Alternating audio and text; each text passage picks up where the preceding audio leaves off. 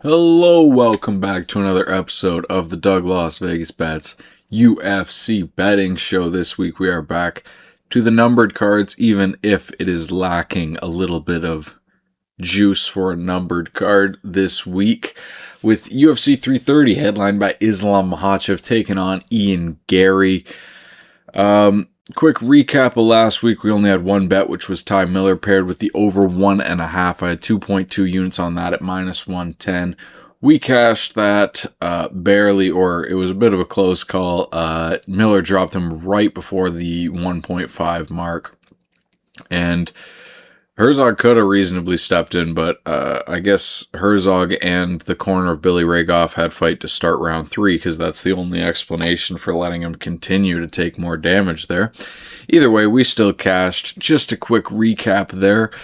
Looking ahead to this week, it's a little disappointing for a numbered card. As I said, we got a couple guys who I like in Esteban, Ribovics, and Joel Álvarez, but outside of that, I mean, there's not a ranked fighter on the card. So, you know, we just lost Charles Johnson versus Jose Ochoa before I started recording this. So, you know, the depth is lacking. So I'm not that disappointed that this is actually going to be the first numbered card in I don't know how many years that I don't get to watch at least all of it live. I'm at a good friend's wedding this weekend. So that obviously takes priority over UFC, but I'm still going to break these fights down for you. There's a couple good matchups. I've got a couple bets laid down and a couple that I'm eyeing for the rest of the week. So without further ado, let's start with that main event. Alright, like I said, we're kicking things off with this main event between Islam Makhachev, the current number 1 pound-for-pound fighter in the world, and Garry, the often talked about but rarely for fighting reasons. We'll start by talking about Islam here. As I said, he is the number 1 pound-for-pound fighter in the world, just coming off, well, I guess not just anymore. It has been damn near a year since he claimed his second title against Jack Della Maddalena after defending the lightweight title 4 times using his elite grappling and much improved over the years kickboxing as well. Become quite a well-rounded fighter, most notably used his kickboxing to get the first round knockout in the rematch over Alexander Volkanovski. Although Volk was on short notice, still looked good there. I mean, even the first fight you could say was also a very impressive striking display. He hurt Volkanovski, used that body kick and open stance very well to set things up. The hands looked pretty good against Dustin Poirier too, who's we know one of the better boxers over the history of the lightweight division. So even if it was later in Poirier's career, I do think it showed that, you know, Islam can strike with really good strikers. He's definitely not a fish out of the water on the feet who needs to get on the ground. Although you could have thought that the way he fought against Jack Della Maddalena, I mean, he wasn't even desperate to get to the ground. I'd say it was just so easy for him that he spent the whole fight on top of him, and JDM didn't put up very much resistance. So we got the fight that we got where they spent most of it just in half guard. You know, Islam's takedown saw very little resistance. The get up game of Jack Della Maddalena was not effective. So I thought that was a good look for Islam's strength at welterweight. Just being able to handle, control a welterweight like that, even if it was a bad performance from JDM. I think it's just, you know, and the longer he's at the weight, the more performances he has, the more comfortable he'll get and the better. So I think it was good for him to get in there and get a performance like that against a good stylistic matchup.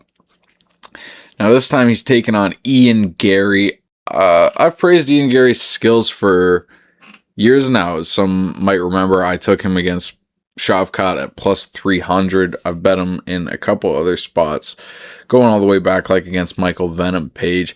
I think this is a super talented guy, just 28 years old, elite striking. Maybe not elite wrestling. You know, we haven't really seen him wrestle, or, excuse me, his takedowns haven't been the greatest. Was able to land takedowns on Michael Page and have some offensive grappling success against Shavkat. Rachmanov, but a lot of that is his jiu-jitsu game. Excuse me, wow. His trips and other things like that, as he only has 2 minutes of control time documented there on the statistics, although that doesn't record submission attempts either. So as I look at that, I'm realizing that's definitely not accurate, because I think we all remember him nearly sinking in that rear naked choke against Shavkat Rakhmonov, which was probably the best display of his BJJ in the UFC, although we know he definitely has developed some solid BJJ, having worked at Shoot Box Gym with guys like Charles Oliveira and other fantastic offensive grapplers there. Now, as far as how this matchup plays out, at first I saw the line this wide and my instincts went back to my thought that I had going into that Shavkat fight, is if you give me Ian Garry at plus 300 against anybody, I'm probably going to take it. Now that line's come down to closer to plus 270, plus 260, which kind of gives me a cop-out, because now that it's not plus 300, I can still say, if you give me plus 300, I'll take it against anyone, but you didn't. But it's definitely tempting here. There's a few things that are going to keep me off of that side, though. I worry that Ian's going to end up playing jiu-jitsu because he's had so much success, but this isn't a guy like Shavkat, who's a very strong grappler, yes. Islam is just on another level, where if Ian Garry tries doing things like these leg lock sweeps or playing for submissions off his back, I think he's just going to end up burning rounds. And then on the feet, yes, I do give Ian Garry an advantage, although it's difficult to see how much he's going to use that to separate. Because when there's a threat on the feet, whether it's grappling or striking, he's generally a bit lower volume, with the exception of the Carlos Prates fight, which is my favorite performance of his because of how much he spent going forwards. I think he's at his best striking when he goes forwards, but also I don't know how much he's going to be able to go forwards here, because that opens opportunities for Makhachev to take him down. So I'm not sure how much he's going to be able to keep up the volume, and like I said, we've seen Makhachev able to hold his own against these elite strikers in the past. The size difference didn't look like much, and it's hard for me to not see Islam winning a few rounds by getting top time. He's done it to everyone he's fought in elite fighters. Alexander Volkanovski got on top of Charles Oliveira and was able to finish him, even after hurting him with the hands. So, going back to the striking there, you can hurt guys like Charles, even if Charles gets hurt in every fight. So overall, yeah, I'm just not sure that anything below plus 300 is going to be enough for me to bet against Makhachev in this current form, especially with some of the things I see in Garry's game. The Shoot Box Gym style concerns me, because I just hate guys playing off their back in general, but especially against Islam Makhachev. I just don't think you're going to be able to hit things like sweeps against him off your back. I think you have to have more of a strong wrestling base to handle Islam. So looking at this fight, I'm picking Makhachev. I think if you're betting it, you have to look to props and go not inside the distance, goes the distance, or Makhachev by decision. I tend to lean goes the distance there, just because I do think if Garry can keep some rounds striking, he's very good movement-wise on the outside, and he can use that length to make it difficult for Makhachev to hunt him down.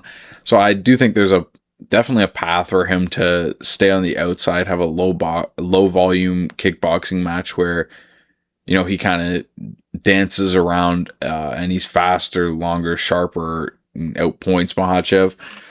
Although I don't think it's necessarily the most likely thing, as I've already, I think, made clear. I still think that's possible.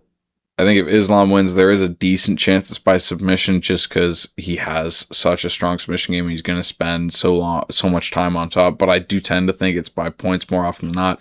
Still, the price difference between it being Islam by points at plus 120, a fight doesn't go the distance at around minus 150. I'd say just take fight goes the distance. That way you're covered if Ian Garry does look good, or even if it's a close decision, you're not freaking out in the fifth round. It's always nice to cash a little smoother than that. So overall, my pick for this one is going to be Islam Makhachev by decision. For betting, I think it's going to be a pass as of right now, but the angle that I am looking at is fight goes the distance, possibly. Here we got the ever rare Canadian title challenger. My home country may get a belt again, but we will see as good jiu-jitsu matchup between Mackenzie Dern and Gillian Robertson for the strawweight title. Starting with Dern here.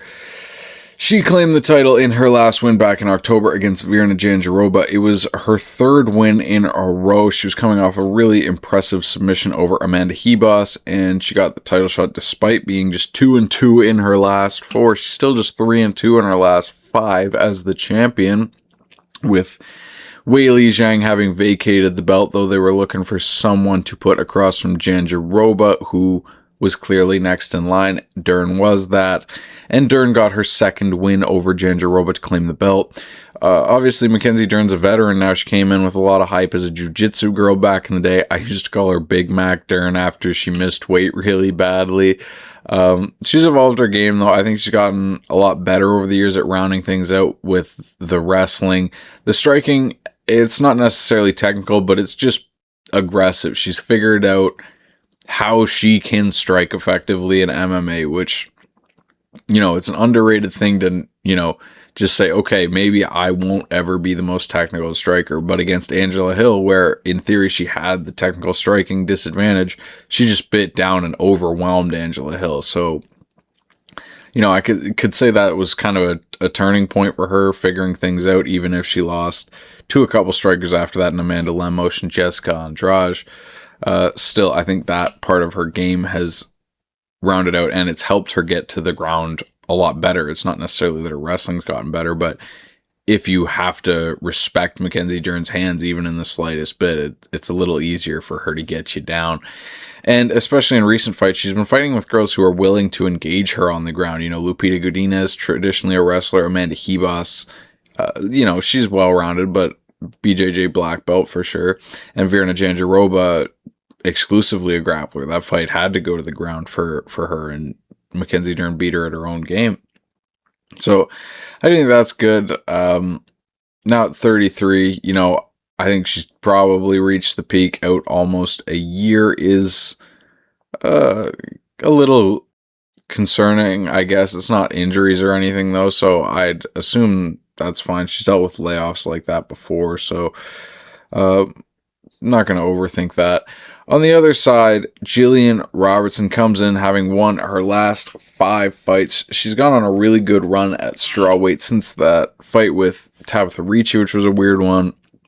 Got the only TKO win back on UFC 297 over Polyana Viana, beat veteran Michelle Waterson Gomez. Luana Pinheiro hit her with the interesting elbow to the anus, if you want to call it that, when they were in a weird position. That's somehow the most notable part of that fight. Another TKO over Marina Rodriguez, former respected contender in the division, and she's coming off a win over former title challenger Amanda Lemos.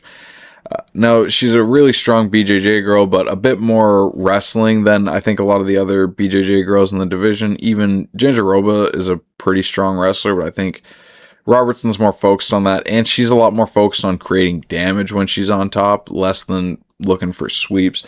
Playing jiu-jitsu, I like her grappling style for MMA specifically. You can see, she's got 2 ground and pound TKO wins in her last 5 and no submissions. So as much as you could say she's a BJJ girl, maybe more of a grappler, a strong wrestler, ground and pound artist coming out of Canada here. The win over Amanda Lemos, 29-28, but I talked about it last week when we talked about Lemos fighting. I feel like that's just how Lemos fights everyone, like every grappler. She's going to find a way to stay upright for a round, hit you with a big shot. She did it to Dern. She actually beat Dern, winning 2 rounds of that one. Was able to get the 1 round off Robertson, cut the round off Tainara last week. It's just what happens in Amanda Lemos fights. And I think it was good for Robertson to show that, when she is on the feet there, not completely helpless like she might have looked back earlier in her career when she got stopped by Macy Barber in a minute. So I do think that showed some evolution there. As far as my pick for this fight, initially I thought, oh, well, Dern has had a lot of success versus grapplers, but I really think the wrestling of Gillian Robertson makes this a bit of a different matchup than those. So I understand why Dern's favored, as she has not been losing to other grapplers in the division at all, and the striking edge probably even goes to her here just because Robertson does not like to strike at all, and like I said, Dern has evolved there to the point where she can use it as a weapon, even against solid strikers. But still, I just think if Robertson keeps shooting, keeps getting on top, if they have these scrambles, Robertson starts creating damage, wearing down on her, I think this number could look a little wide. You know, traditionally, you look at the last few against these grapplers, Dern's been a pick'em, a slight underdog, or a slight favorite against Jandiroba, who was way on the older side, underdog to Amanda Ribas going into that one. So seeing her now at a minus 200 in a relatively similar matchup is a big jump, especially when we're talking about a younger, better wrestler in Robertson. So just based on that, I'm immediately leaning towards the Robertson side. Maybe it's my Canadian bias, but I definitely think she's the side at these odds. So I'm going to go ahead and pick Gillian Robertson here. I'll say she gets it done by decision just because Dern's been very difficult to finish. It's going to be difficult for Robertson to get the ground and pound off enough to get a finish, even if she does keep these top positions a lot. I'll have to look into it betting wise. I'll see. I haven't looked at the spread numbers yet. This could be a matchup where I look into Robertson plus 5.5. Although I don't like spreads as much over 5 rounds, just because it's a lot more enticing to me, the idea of, oh, they just have to win 1 round rather than if it becomes 2 or you need one judge to score 2 and one score 1. I don't know, whatever the math works out to. Overall, though, yeah, I'm looking at the Robertson side here. I'm going to wait because it got bet down a little. I'm going to see if it gets back around plus 200, and I might get involved there, rep Canada, if we can get another belt for our country here. So yeah, give me Gillian Robertson by decision in this one. Alright, now this is where the card starts to fall apart a little bit. This is the 3rd highest fight on a pay-per-view as of right now. Mansur Abdul-Malik versus Dustin Stoltzfus. Middleweight bout. Mansur Abdul-Malik, we'll start there. You know, still kind of in that prospect stage. Took a brutal loss, his first career loss to Yusri Garry in his last fight, where he just... I mean, it was a weird performance to me because he didn't really attempt to get the wrestling going until it was already too late. He just kind of let Garry pick him apart and then was like, okay, well, I'm behind on the striking, but he'd already taken so much damage that it was difficult to implement the wrestling. Hopefully that's a lesson for him, because this guy is a physical specimen, and I mean, he'd been using that to bully people in the UFC. Just bullied Duško Todorovic, like absolutely mauled him. Survived a weird first round against Nick Klein, but the physicality overwhelmed him. The weird Cody Brundage fight, then the just power guillotine standing against Antonio Trocoli. He's got a ridiculous reach, 80-inch reach for at 6'2". Still just 28, training with Eric Nixick and the guys at Factory X there. Or is that Extreme Couture? Sorry. On the other side, Dustin Stoltzfus.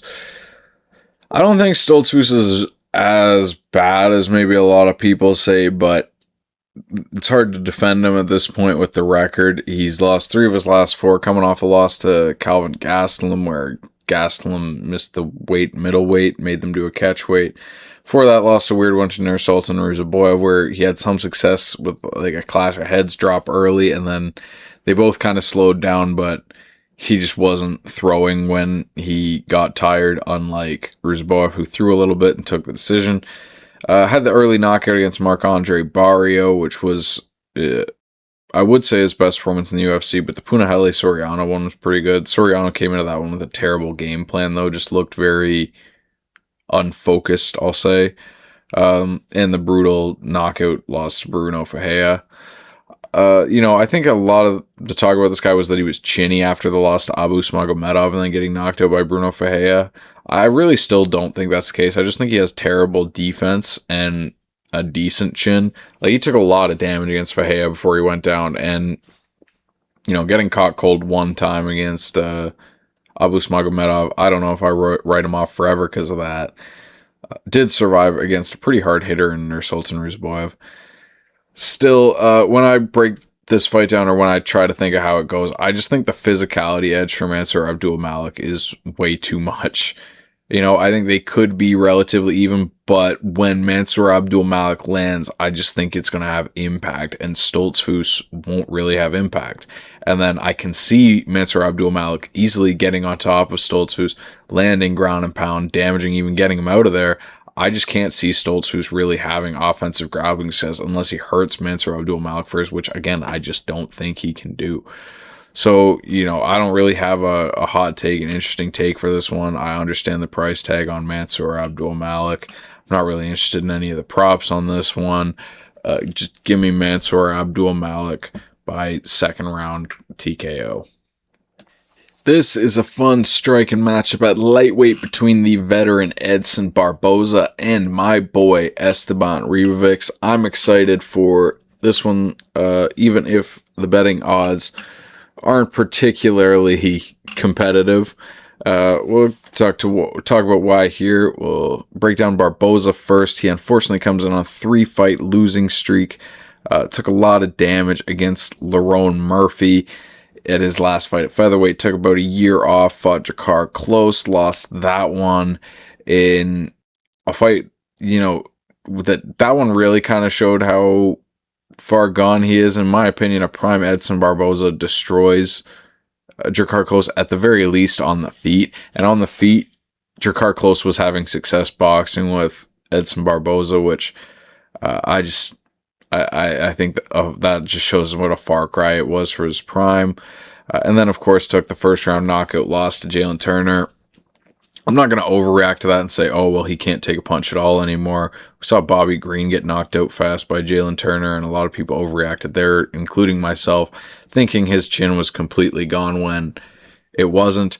Still, though, now at 40 years of age, having taken about 9 months off now, I am concerned about what's left for Edson Barboza, especially with him taking on an in-prime, powerful, dangerous, high-volume striker in Esteban Ribovics. I talk this guy up every chance I get. I think he's one of the most exciting fighters on the roster. As soon as I turned on the tape for this guy years ago, I was excited. He had that great debut with Loic Rajabov where he almost caught him in the Kimura, got hurt himself, got taken down 11 times, but still made it a kind of close fight. Bounced back with the win over Kauê Kirk, where he took over late, had the highlight over Terrence McKinney, the fight of the year with Daniel Zellhuber. Back-to-back just bangers with Nasrat Haqparast and Els Brenner, although he is coming off a pretty brutal setback where his grappling was kind of exposed as the massive hole that it is against Gamrot, where he got subbed in the second round. So like I said, this guy's young, he's in prime, high volume. I mean, just look at those striking numbers. He'll take one to give one. One note, I do think despite the 40-second knockout win over McKinney, he is a bit of a slow starter historically. He'll lose these first rounds against competitive matchups more often than not and rely on his pace and volume to take over late. We saw him do that against Zellhuber, Haqparast. The decision he lost against Haqparast partially because he's a slow starter, even though I think most people thought he won rounds 2 and 3 in that one. And even against Kauê Kirk, he was controlled early. Kirk got the back early in that fight.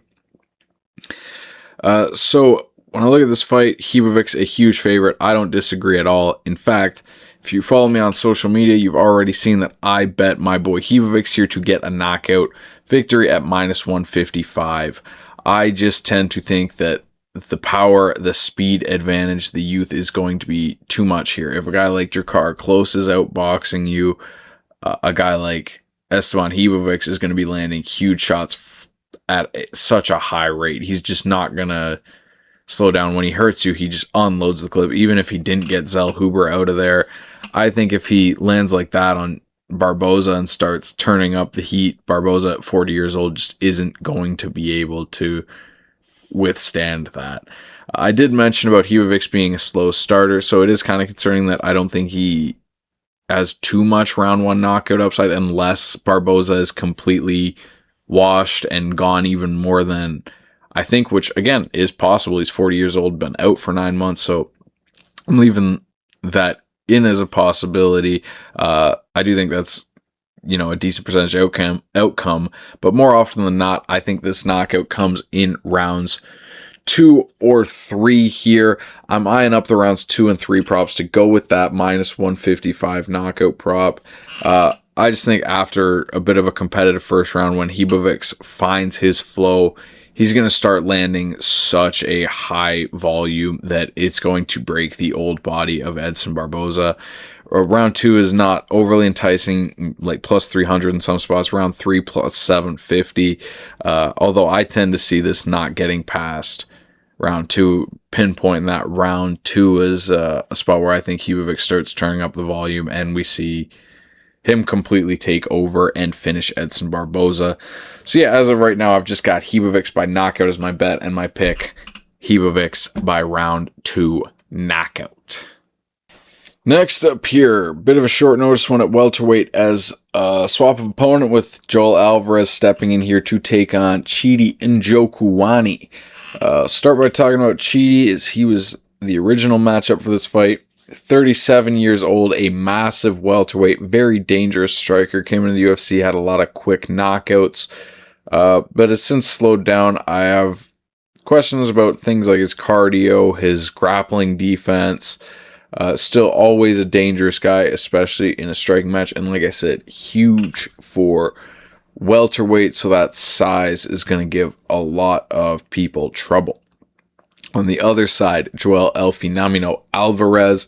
This guy moved up to welterweight after a pretty good run at lightweight. He's gone 1-1, had the fight with Vicente Luque where,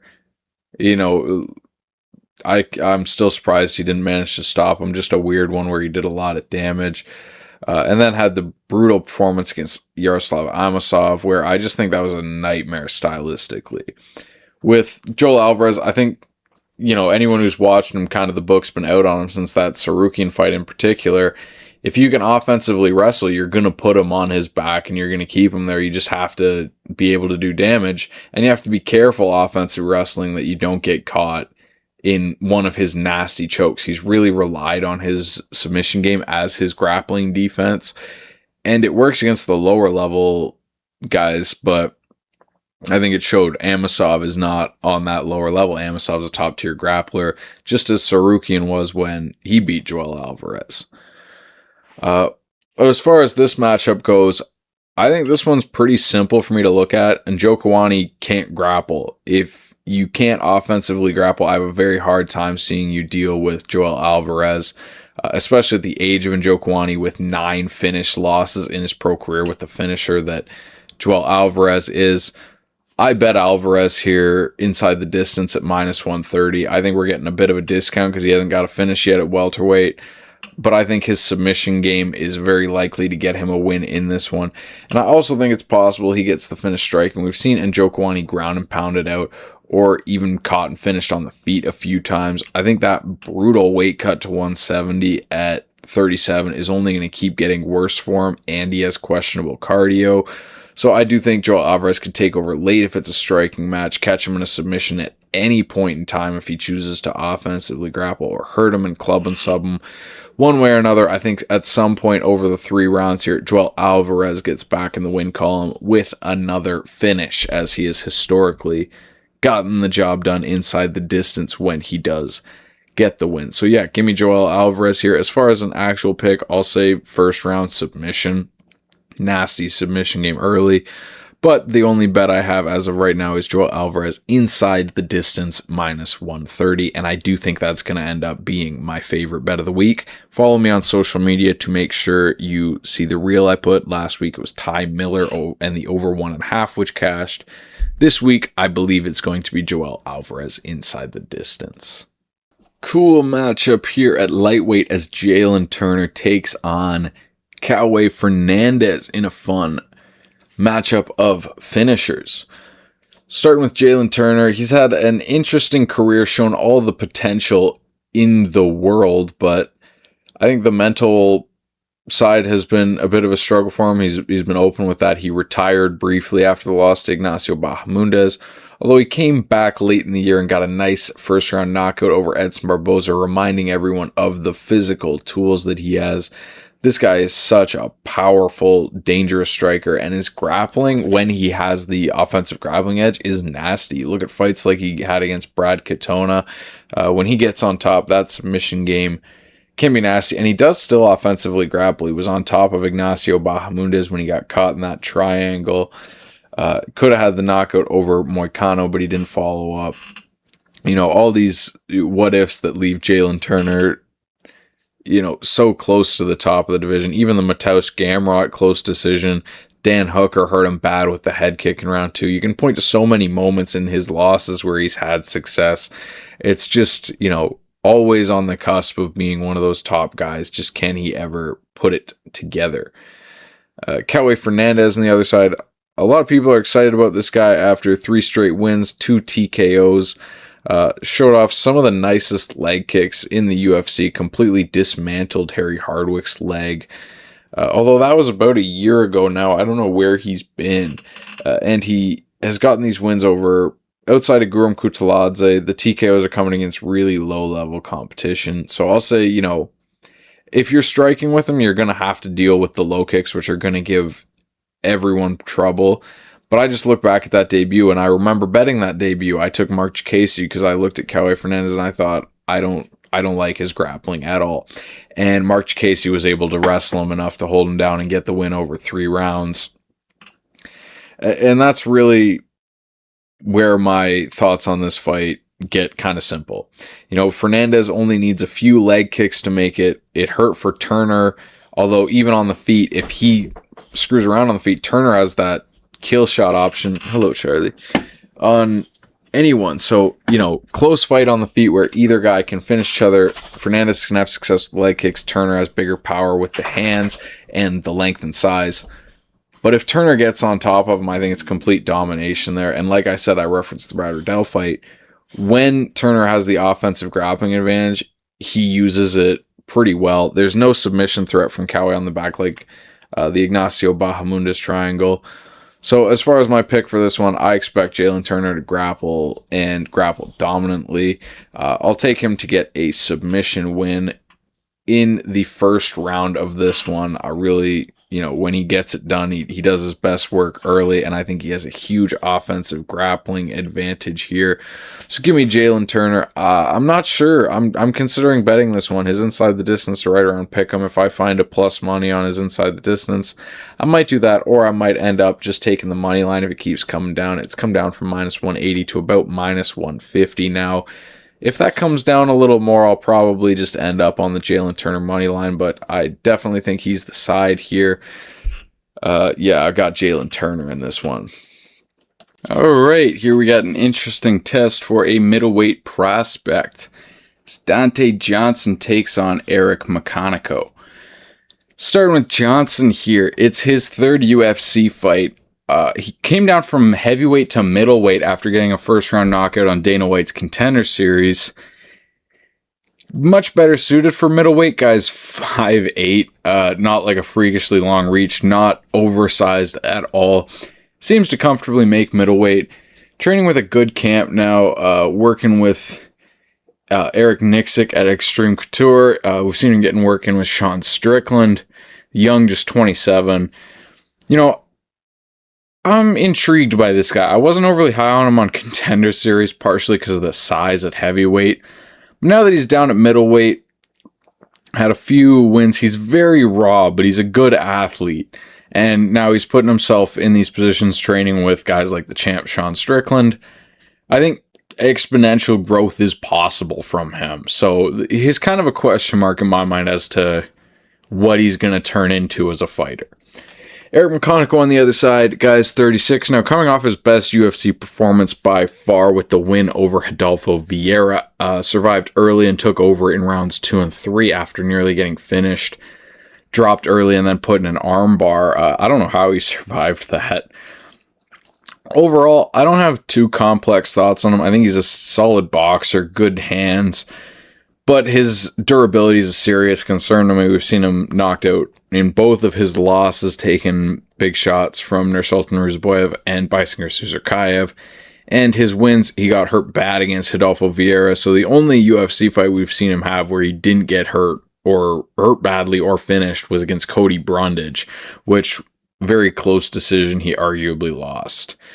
So as far as betting this one, I'm not eager to go bet Johnson, but I do think he's the much more intriguing side just because he's much younger, much more room for growth, and more than anything, even if the minutes in this one are close, I think he has so much finishing upside just because he hits so hard. And McConico, I mean, we've seen him go down a few times already. So I lean towards Donte Johnson to get a knockout at some point in this one. Although, like I said, I don't generally have a strong read on him. I'm kind of, part of that prediction is me projecting a lot of improvement from him, so I'm not eager to bet on that. Quite an interesting middleweight matchup here as veteran finisher Vicente Luque takes on Tresean Gore. So starting with Luque here, at just 34 years old, this guy's taken a lot of damage, slowed down bad. He was a big underdog going into the fight with Kelvin Gastelum last time out. Did get the win by first round submission, although big letdown from Gastelum in that spot.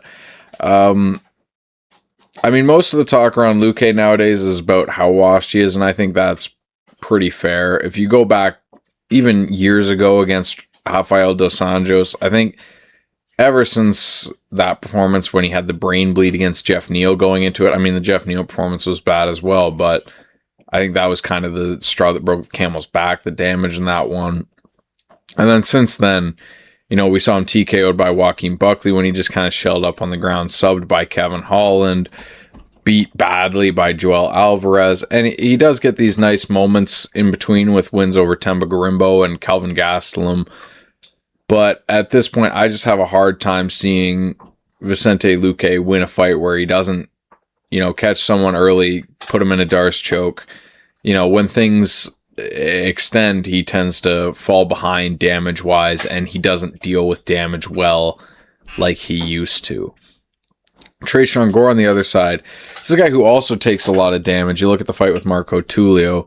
Sorry, by the way, if you hear cracking. I gave my dogs chew sticks to try and entertain them so I could finish recording, and now they're much louder than I thought. But we're going to get through these last few fights. Tresean Gore, he's really athletic. I would call him a striker, but all his wins come with that guillotine he has. A really nice power guillotine that he sinks in. But this guy shines mostly with his hands, his kickboxing, good athlete. We saw him get the knockout over Gilbert Urbina on The Ultimate Fighter, kind of as his ticket in. And since then, you know, had some tough performances like the Marco Tulio one, which I mentioned, where Marco Tulio looked fantastic that night, just outgunned him. And then the Rodolfo Vieira performance was a bit of a letdown, but, you know, Vieira just had good pace boxing in that one.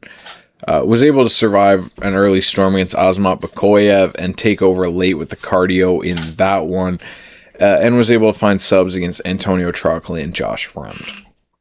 Now, as far as breaking this fight down, I am really uneager to back both of these guys right now, because, you know, with Gore, I don't think he's necessarily bad, but his stock's high right now coming off that win over Bakoyev. I think a lot of people view it as, oh, he's locked in now. He started taking training seriously.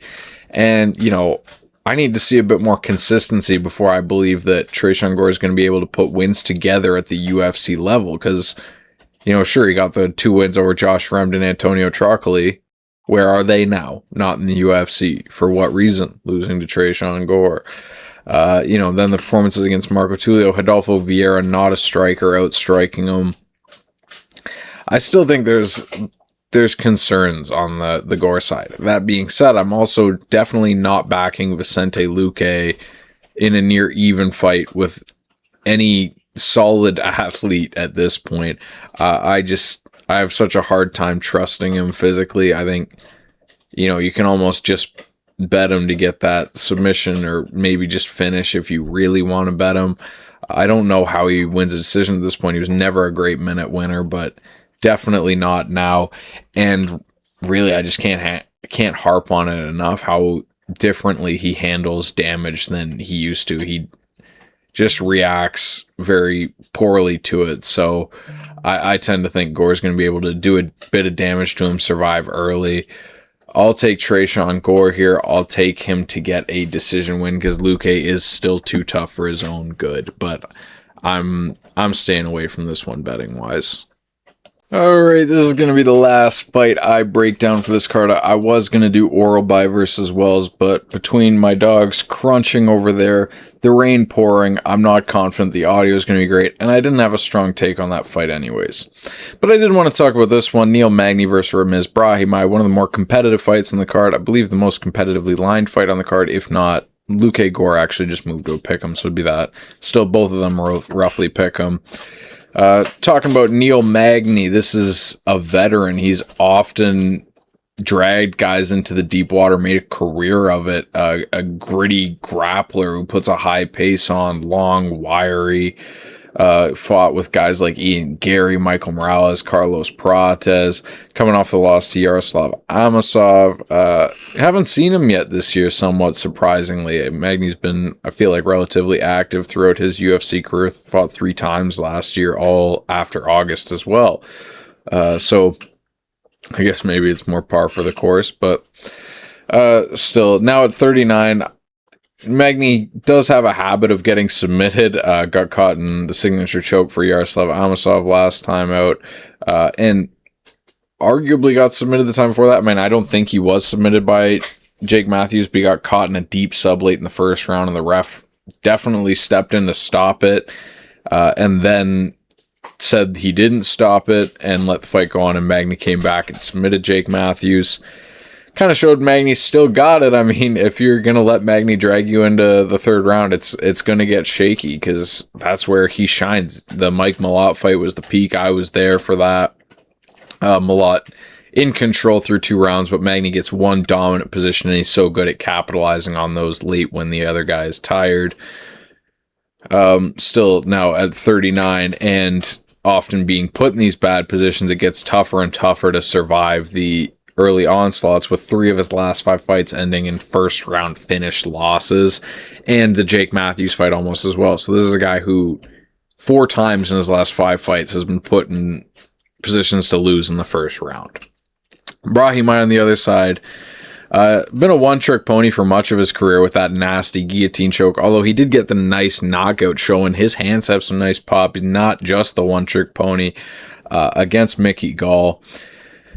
I think they're, maybe not a one-trick pony, but Brahimaj, I do tend to think of him as a bit of a simple fighter. If you can wrestle against him, you're probably going to be able to wrestle out of the guillotine and get the win. I thought Vanderford would be able to do that in fairness too, but, Punahele was able to do it. Temba Garimbo was able to use the clinch and avoid that. Vanderford was on top when he got stuck in that guillotine in control. Yeah, it makes him a bit of a tough fighter to read because he's just so good at finding that one guillotine position, and it's tough to know what to make of his hands from that one performance against Mickey Gall where it looked really good. I mean, he's shown toughness in other instances like the Max Griffin fight, but his ability to actually win minutes outside of finding a finish is always going to be questionable. As far as picking a winner in this one, I feel like I have to go Brahimaj. He's so much younger. He's obviously a very dangerous guy, even if it's just the few weapons.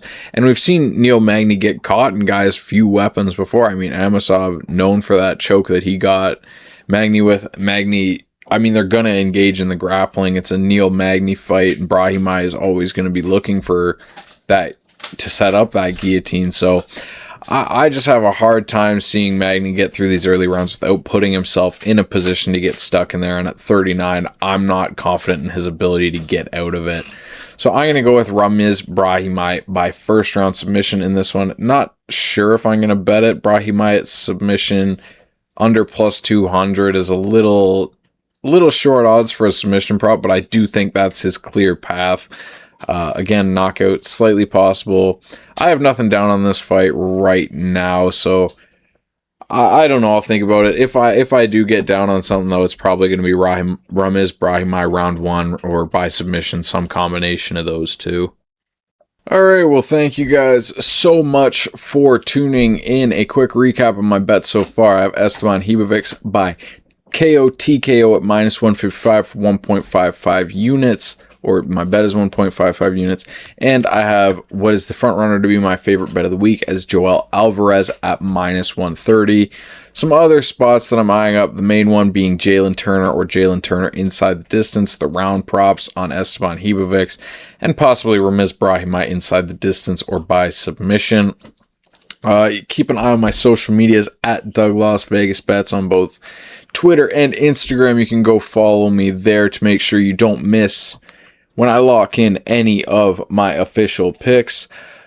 One final time, I hope you enjoyed the show. I hope you enjoy the card this weekend, and I will catch you guys next time.